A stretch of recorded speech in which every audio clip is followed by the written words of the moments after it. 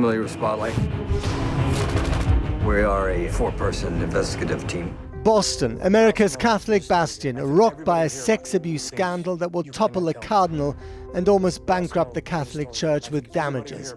Uncovered by a small team of investigative reporters on the local paper, digging away for 8 months.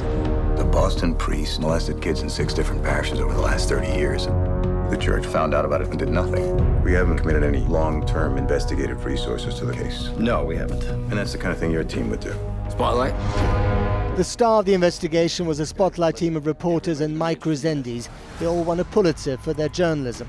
Mike is played by Mark Ruffalo, the star of the film, who's been nominated for an Oscar. Mitch, are you telling me that the Catholic Church removed legal documents from that courthouse? We spoke to both of them. Mike, let me ask you first of all, how important is a film like this to our profession these days? Well, we think the film's incredibly important to our profession because it shows people how significant investigative reporting is. I think it shows people that really it's only investigative reporters that hold powerful institutions like the Catholic Church and powerful institutions and powerful individuals like Cardinal Law accountable. Were you happy with the way that Mark portrayed you? And he found out about my, I guess, my passionate side. I mean, there was one point where Mark said to me, and I said yes to virtually everything he asked, but he said to me one day, "I want to see you blow up." And I said, "No." Because you don't do blow up. Well, I didn't think it would be very good for me to be shown on camera having a temper tantrum. I thought this can't be good for me. So no. But he got it anyway. They knew, and they let it happen. 2 kids. Okay? It could have been you. It could have been me. It could have been any of us. We gotta nail these scumbags. We gotta show people that nobody can get away with this. Not a priest or a cardinal or a freaking pope. It was inspired by his passion, his sense of social justice and righteousness. You make him sound like a saint.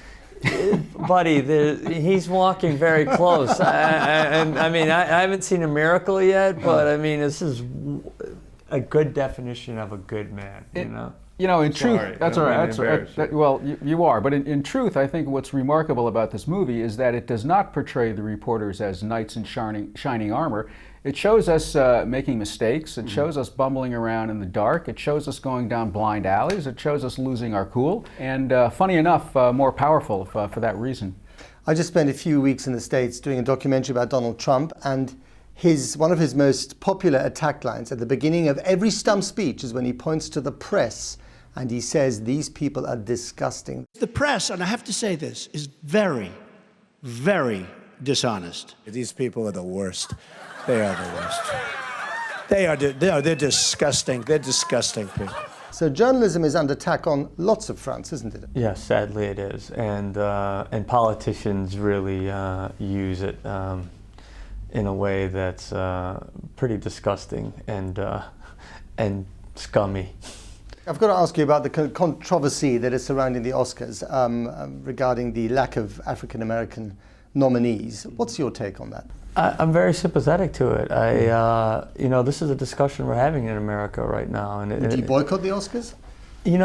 I'm in a quandary about it, and I'll tell you why. Because this movie represents another kind of victimized people. And I'm sort of carrying, not just for investigative journalism, but we're carrying the torch for those people as well. So if you were up for an Oscar for, I don't know, the Fantastic Four or something else, you would then... Then it'd be a lot, you would boycott the Oscars I would then? seriously consider it. I would seriously consider it. Yeah. I would also ask the people who are boycotting the Academy Awards to really step out with the Black Lives Matter movement. I mean, to go beyond their little world and step into where real lives are being threatened and lost. It's like this movie. We're putting light into places that were darkness, and that can only be healing in the long run. It might be uncomfortable for us for the time being. It might shake people up. It might actually confront us. Show me they put those same priests back into parishes time and time again. Show me this was systemic, that it came from the top down. And you as an actor, Mark, feel that you have done good with this movie? Absolutely. You can't say that about every film. No. Some films aren't. This isn't the nature of a lot of films. Some are just purely entertainment. This is one of those moments where what we're doing is actually serving social good, you know, and that's how I see it. I think that's how we all see it.